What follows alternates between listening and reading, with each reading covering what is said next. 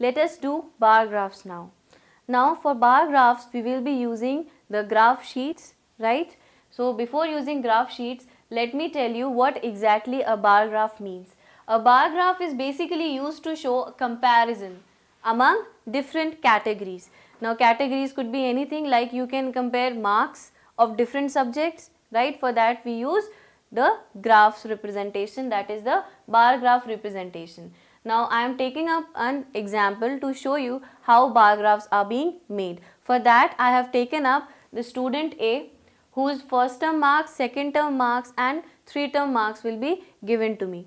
For example, I have taken the first term marks for student A were 40%. For the second term, the student A secured 50% marks, and in his third term, the student A secured say 60% marks. Now these are the values given for student A's marks in different terms. Now I am going to compare his marks in all the 3 terms using bar graph representation. Now as I told you, bar graph representation requires you to have a graph sheet. Somewhat you must have seen the graph sheets like this. It has one x axis and one y axis. On x axis we represent the number of terms that we have, number first term, second term and third term. On y axis we have made the percentage of marks on equal intervals like 10 each. Similarly, this point where both the axes are starting is known as my origin point, which is 0, 0. So on the y axis we have all the percentages of marks, on the x axis we have all the terms. Now the first graph that you can see, the first bar is depicting the student secured, this line is representing the 40% marks. So in the first term the student has secured 40% marks, right? The graph is clearly representing the student secured marks in the first term is 40%.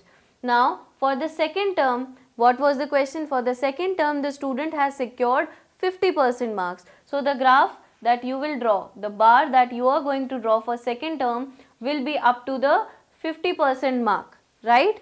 Here you can clearly identify that in the first term the student was securing lesser marks, while as in the second term the student upgraded. Now moving on to the third part.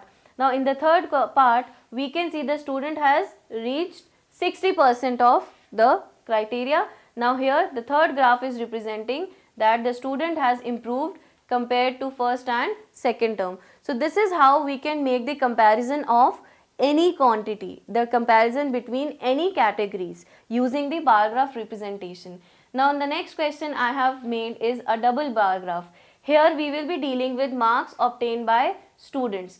Now here the marks and the subjects are written. The subjects are written on the x axis, the marks obtained are written on the y axis, the same way that we have done earlier. Now here the one difference that you would have is yellow bars will be representing the data between 2011 and 12, whereas the green ones are representing data between 2012 and 13. Now the 2011 and 12 data is showing us that in maths the student secured 60% marks, whereas in the next year, that is 2012 and 13, the student secured 75% marks. Now you can see in both the comparisons, the maths, the student who secured marks in maths are 60 and 75. That means you can compare the performance of students in both the years. In one year the student has not performed that well, but in the next year the student performed. Similarly, in the next subject, that is social science, we have the data for 2011-12 year and we have the data for 2012 and 13 year. Now we can clearly compare that in 2012 and 13 the student has got weak in the class of social science, right? The subject has been reduced, so we can clearly identify the performance of the student in this. Similarly, moving on with the next subject, that is English. Now in English we can see for both the years the student's performance as remaining constant. Constant means the student has been doing the same way, performing the same level as he was performing in the previous year, right? So basically, see, I have told you that simple bar graphs are used to represent the you can say the comparison between the two quantities, but for double graphs, we can actually compare two quantities simultaneously, right? So double bar graphs are used to compare two quantities simultaneously at the same time. See, for the simple math subject, we have been comparing the marks of the student for 2 years. So this is how we can use the bar graph representation for the comparison of quantities, or you can say comparison of data.